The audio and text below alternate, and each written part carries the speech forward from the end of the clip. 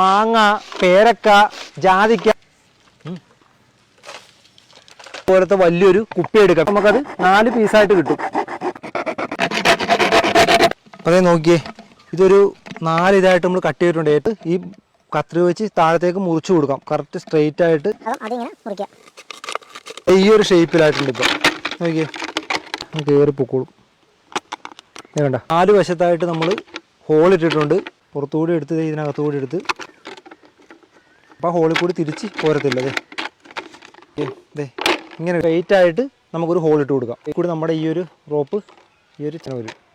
കണ്ട, ഈ ഒരു കൂടി 4 കയർ ഇതിനകത്തുകൂടി എടുത്തിട്ടുണ്ട്. കൂട്ടിക്കെട്ടണം. വലിച്ച് ടൈറ്റ് ആക്കിയിട്ടുണ്ട്. ടേപ്പ് അടിച്ച് ടൈറ്റായി. കയർ നമ്മൾ ഇതിൻ്റെ അകത്തുകൂടി എടുത്ത് കയർ ഇങ്ങനെ എടുക്കുവാണ് ഈ ഹോളിൽ കൂടി. എന്നിട്ട് ഇതിങ്ങനെ വലിച്ചെടുക്കും.